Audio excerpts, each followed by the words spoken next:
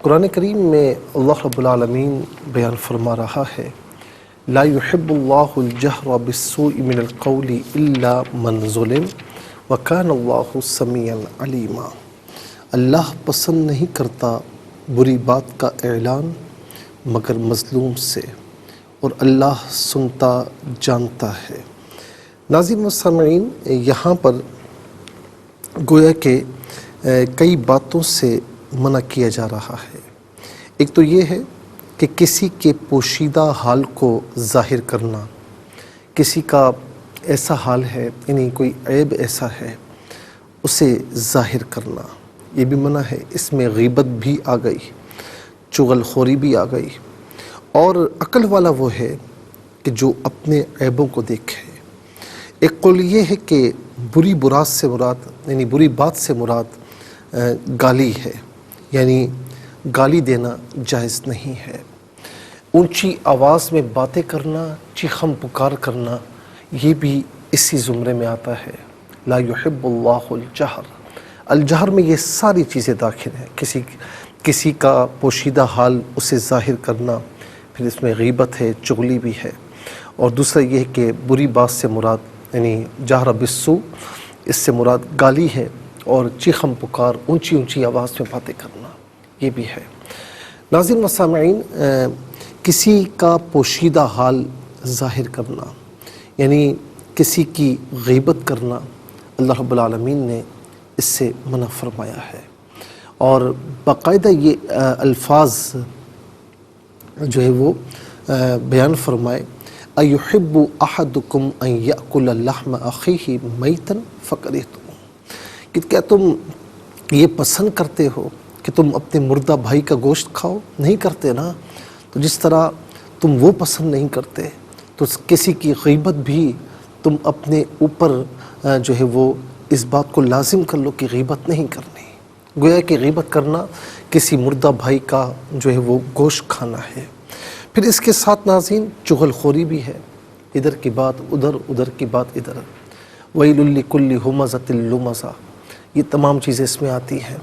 پھر اس کے ساتھ ساتھ یہ بھی ہے کہ گالی مراد، اونچی آواز میں چیخم پکار۔ کچھ لوگ ایسے ہوتے ہیں جو بڑے دھیمے انداز میں بات کرتے ہیں، اور کچھ لوگ ایسے ہوتے ہیں کہ جو اونچی آوازوں میں بات کرتے ہیں۔ حضور نبی کریم صلی اللہ تعالیٰ علیہ وسلم کے متعلق فرمایا کہ وَلَا صَخَّابًا فِي الْأَسْوَاقِ، کہ گلیوں میں کھڑے ہو کر کبھی اونچی آواز میں چیخ پکار کر بات نہیں فرمائی۔ آپ دھیمے لہجے میں اور ٹھیر کا بات ارشاد فرمایا کرتے تھے کہ جو لوگوں کو بات آسانی سے سمجھ میں آ جائے۔ پھر ناظرین گالم گلوچ کرنا اور بری گالیاں دینا، تو فرمایا کہ لم یکن رسول اللہ صلی اللہ علیہ وسلم فاحشا ولا متفاحشا، کہ میرے آقا علیہ السلام نے کبھی بھی بد کلامی نہیں فرمائی، فحش کلامی نہیں فرمائی، گالم گلوچ نہیں فرمائی۔ ناظرین و سامعین، ہم اپنے نبی کے پیروکار ہیں، اپنے رب عز و جل کے ماننے والے ہیں، تو ہمیں کسی اور کی باتوں کو ایڈاپٹ نہیں کرنا، ہمیں اللہ تعالیٰ اور اس کے رسول علیہ السلام کی باتوں کو لینا ہے۔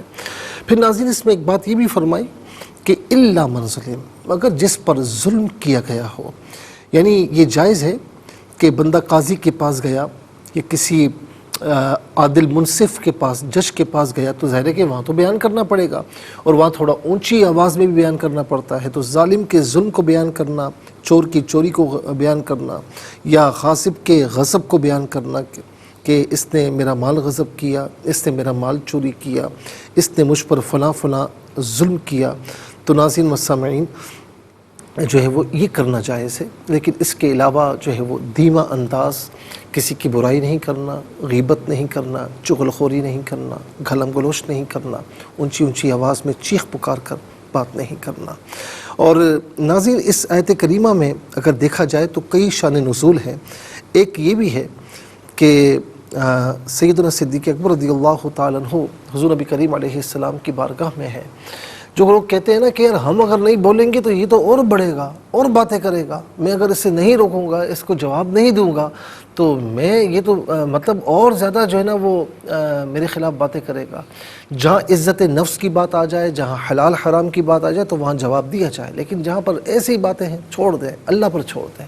سیدنا صدیق اکبر رضی اللہ تعالیٰ عنہ کو ایک شخص برا بھلا کہہ رہا تھا، آپ خاموش رہے، حضور نبی کریم علیہ السلام تشریف فرمائے، لیکن صبر کا پیمانہ جب لبریز ہوا اور آپ نے جواب دیا تو میرے آقا وہاں سے اٹھ کے چلے گئے۔